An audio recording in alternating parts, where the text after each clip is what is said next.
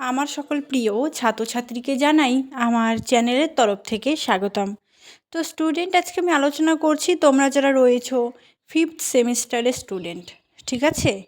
যারা ফিফথ সেমিস্টারের স্টুডেন্ট রয়েছো, তোমাদের যাদের রয়েছে সেক 2 বেঙ্গলি, ঠিক আছে? তো তোমরা অবশ্যই ভিডিওটি শেষ পর্যন্ত দেখবে। আজকে আমি সাজেশান নিয়ে আলোচনা করব, ঠিক আছে? সাজেশান দেওয়া হয়ে গেলে আমি কিন্তু সরাসরি ক্লাস নিয়ে আসব। প্রতিনিয়ত ক্লাস পাবে, তার জন্য চ্যানেলটি সাবস্ক্রাইব করে পাশে থাকার অনুরোধ করছি, ঠিক আছে? অবশ্যই তোমরা পাশে থাকবে। তো চলো আমরা ভিডিওটি শুরু করি। তো ভিডিওটি শুরু করার পূর্বে তোমাদের কাছে অনুরোধ, তোমরা যারা চ্যানেলে নতুন রয়েছো তোমরা অবশ্যই আমাদের এই চ্যানেলটি সাবস্ক্রাইব করে পাশে থাকবে। তাহলে নিত্য নতুন ভিডিও তুমি সকলের আগে পেয়ে যাবে তোমার ওই ফোনে। তো চলো আমরা ভিডিওটি শুরু করি। দেখো, শিরোনাম ব্যবহারিক বাংলা চর্চা। তোমাদের যারা ডিএসসি বেঙ্গলিটাকে অর্থাৎ যার সেক 2তে বেঙ্গলি রয়েছে তোমাদের জন্য আজকের এই ভিডিওটি, ঠিক আছে?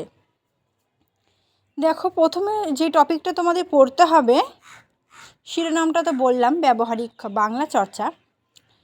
1 নম্বর টপিকে রয়েছে সাধু ও চলিত গদ্যের গঠন, পরিচয় ও রূপান্তর। এর মধ্যে থেকে কেমন ধরনের প্রশ্ন আসতে পারে যে সাধু ভাষা কাকে বলে, চলিত ভাষা কাকে বলে, এবং সাধু ভাষা কীভাবে গঠন হয়, চলিত ভাষা কীভাবে গঠন হয়, আবার তোমাদের সাধু ভাষা থেকে চলিত ভাষায় রূপান্তর করা বলতে পারে, ঠিক আছে? তো সবটি আমরা আলোচনা করব। তারপর বাংলা পদ পরিচয়, ঠিক আছে? পদ কত প্রকার, পদ কীভাবে পরিবর্তন হয়, সবটা কিন্তু আমরা এর মধ্যে থেকে পড়ব। তারপর পড়ব বাংলা বাক্য পরিচয়, ঠিক আছে? বাক্য কত ধরনের হয় সবটাই আমরা পড়ব। তারপর পড়ব বিজ্ঞাপন রচনা, কিভাবে বিজ্ঞাপন রচনা করতে হয়। বিজ্ঞাপনের সাথে আমরা কিন্তু সবাই আমরা একটু জড়িত রয়েছি, ঠিক আছে? যেমন তোমাদের বিজ্ঞাপনটা কোনো শ্যাম্পুর হতে পারে, কোনো সাবানের হতে পারে, কোনো তেলের হতে পারে, যে কোনো বিষয় কিন্তু, ঠিক আছে? তো বিজ্ঞাপন এটাই আমরা সেটা বিজ্ঞাপনটা আমরা কিন্তু বিস্তারিতভাবে আলোচনা করব, ঠিক আছে? তারপর প্রতিবেদন রচনা। প্রতিবেদন রচনাটাও খুব সহজ। বিজ্ঞাপন তোমরা যদি একটি শেখো তাহলে 1000টা লিখতে পারবে, ঠিক আছে? প্রতিবেদনও তাই। এবং বাংলা পরিভাষা, ঠিক আছে? বাংলা পরিভাষা আমরা শিখব। তারপর শিখব বিভিন্ন গণমাধ্যম যে রয়েছে, ঠিক আছে? গণমাধ্যম হিসেবে ইন্টারনেটের ভূমিকা হতে পারে, সংবাদপত্রের ভূমিকা হতে পারে। গণমাধ্যম অর্থাৎ যে মাধ্যমের সাহায্যে সহজেই জনসমাজের কাছে সেই জিনিসটা যে পৌঁছে যায়, ঠিক আছে? তো সেটা চিঠি আগেকার দিন যেমন হতো, বা সেটা আবার অন্য উদাহরণ দিতে পারি, যেমন তোমাদের সংবাদপত্রের মাধ্যমে যে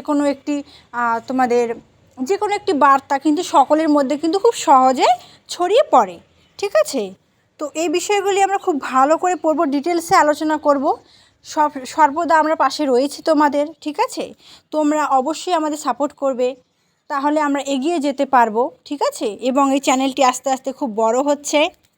তোমরা যদি আমাদের এতটা সাপোর্ট না করতে তাহলে আমরা এত দূরে আসতে পারতাম না। আশা করছি তোমরা আমাদের এমনভাবেই সাপোর্ট করবে। তো তোমরা খুব ভালো করে পড়াশোনা করবে সকলে, এবং আমি তো তোমাদের পাশে রয়েছি। Thanks for watching after all, thank you সকলকে।